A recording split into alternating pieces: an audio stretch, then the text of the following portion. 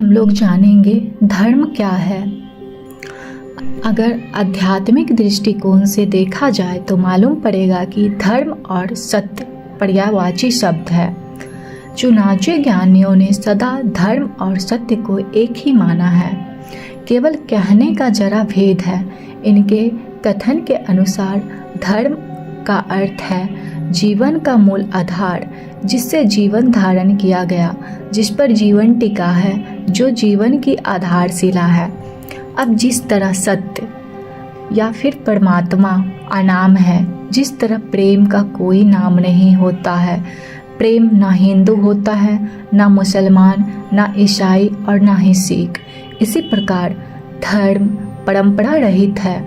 धर्म सारे अहंकारों को जला डालता है, और जब धर्म का कोई नाम रख दिया जाता है तो समझो कि अड़चन खड़ी हो गई, क्योंकि जहाँ विशेषण जुड़ जाए वहाँ तो मनुष्य के आग्रह जुड़ जाते हैं, और जहाँ आग्रह जुड़ गए वहाँ उपद्रव शुरू हो गया। मानो धर्म का पूर्ण गुण धर्म, इसकी पूरी संरचना ही बदल गई। वास्तव में धर्म एक महाक्रांति है, एक जबरदस्त इनकलाब है। यह देखा जा सकता है, न सुना न कहा जा सकता है। इस पर एक कवि ने कहा है, तजी सभी भरम भजियो पार ब्रह्मो, कहू नानक अटल एहु धर्मो। रबनु हाजर नाजर तकना, इस तो वडा धर्म नहीं। सर्व धर्मान परित्यज्य माम के शरण वर्ज। अर्थात पूर्ण महात्मा के पास जो घट रहा होता है, ये क्रांति से प्रेरित धार्मिकता होती है। इस पे प्राण होते हैं, और इस धार्मिकता से हर व्यक्ति लाभ उठा सकता है। सतगुरु आओ दे दुनिया उते, दुनिया दे उद्धार लई। परंतु वक्त गुजरने पर जब ऐसा महात्मा शरीर में मौजूद नहीं होता, तब लोग बाग धीरे धीरे इस धार्मिकता को किसी विशेषण के साथ जोड़ने लग जाते हैं, और इस तरह से इसे कई विशेष नाम दे देते हैं। परिणाम स्वरूप धर्म और सत्य को दो समझा जाने लगता है, और बात बाद में बड़े उपद्रव का कारण सिद्ध होती है। यही कारण है कि जब कोई पूर्ण संत सत्य की उद्घोषण करता है, तब तक तथाकथित लोग इस उद्घोषणा का विरोध शुरू कर देते हैं, क्योंकि ऐसे लोग इस धार्मिकता के वास्तविक गूढ़ रहस्य को नहीं समझ पाते हैं। धर्म का संगठन से कोई वास्ता नहीं होता। धर्म एक गुणवत्ता है, धर्म का कोई लक्ष्य नहीं होता, क्योंकि लक्ष्य की भाषा ही व्यवसाय की भाषा है। धर्म अपना ही लक्ष्य है, जैसे असली प्रेम का कोई लक्ष्य नहीं होता, ना ही कोई लोभ होता है, ना ही कोई लालच होती है, वो निस्वार्थ होता है। वैसे ही धर्म निस्वार्थ होता है। मानो धर्म तो इलाही मदिरा का मदिरालय है, जो भी मयकस आए, जितनी चाहे रब्बी मदिरा पी सकता है। मयकसों को मुजदा, सदियों के प्यासे को नवेद, अपनी महफिल अपना साकी लेके कब आए हैं हम।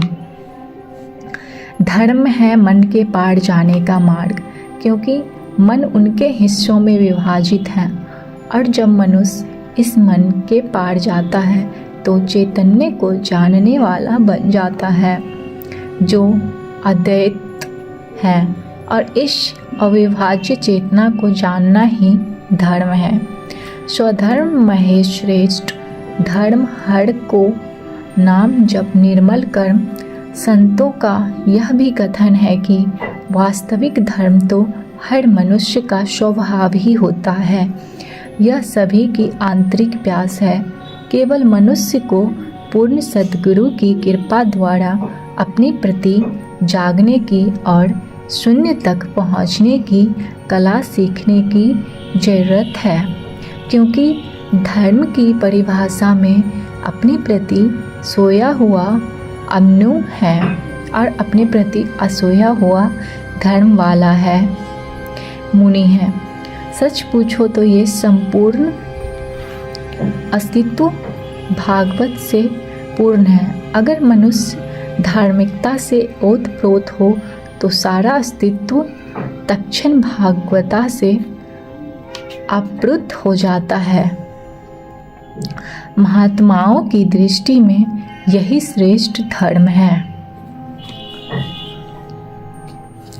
कोई भी पूजा स्थान इतना बड़ा नहीं और ना ही कोई संप्रदाय इतनी बड़ी है कि अनंत हो, अनादि को अपने में संभाले। लेकिन हम सब का दावा यही है कि हमारे ही पूजा स्थान में भगवान है, अल्लाह है। दरअसल ऐसा कोई भी दावा यथार्थ नहीं हो सकता और मालूम पड़ता है कि ऐसा कोई भी जगह नहीं है जहाँ परमात्मा नहीं है। परमात्मा तो सब जगह पर है, फूलों में, पत्तों में, आकाश में और तो और शराब घर में भी। इस पे एक कवि ने कहा है, जाहिद शराब पीने दे मस्जिद में बैठकर, जाहिद शराब पीने दे मस्जिद में बैठकर, या वो जगह बता जहाँ पर खुदा ना हो। अब जब भी कोई सही मायने में देखने वाली आँख पैदा होती है तो ऐसी अलौकिक विभूति की कृपा से परमात्मा सब जगह दिखाई पड़ने लग जाते हैं और फिर हर जगह ही पूजा का स्थान है।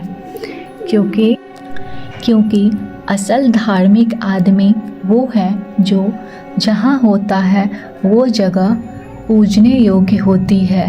मतलब आप खुद को इस तरह ढाल लें, ऐसा कर्म करें, ऐसे सत्य वचन पे चलें कि आप जहाँ हो वह जगह पूजा करने योग्य हो जाए। ऐसी धार्मिकता से भरपूर विभूति जहाँ जाती है, बैठती है, उठती है, चलती है, यहाँ तक कि शरीर का त्याग करती है, तो वो जगह पूजने योग्य होती है। अगरचे सारा संसार प्रभु का मंदिर है, मगर हम सदियों से किसी खास जगह को पूजा का प्रतीक मानकर रेत से तेल निकालने की निष्फल चेष्टा करते आ रहे हैं और साथ साथ भगवान को दिन रात आवाज़ें देकर पुकार रहे हैं कि भगवान हम में प्रविष्ट हो जाएं।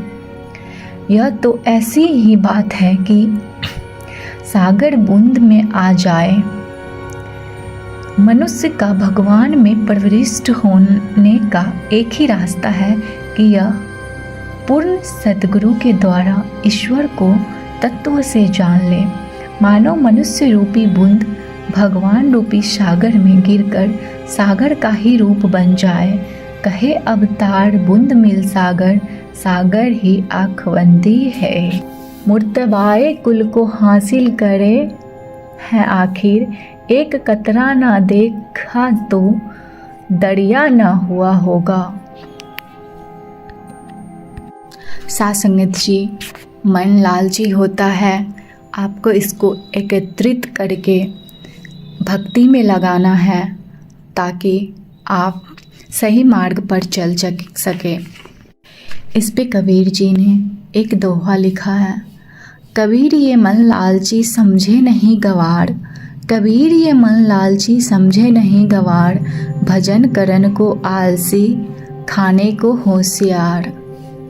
तो आप समझ ही गए हैं कि हमारे मन भजन करने को आलसी है। इस आलसी मन को हम लोगों को सुधारना है और इस मन को भक्ति में लगाना है। साथ संगत जी बड़े प्यार से कहना, धन निरंकार जी।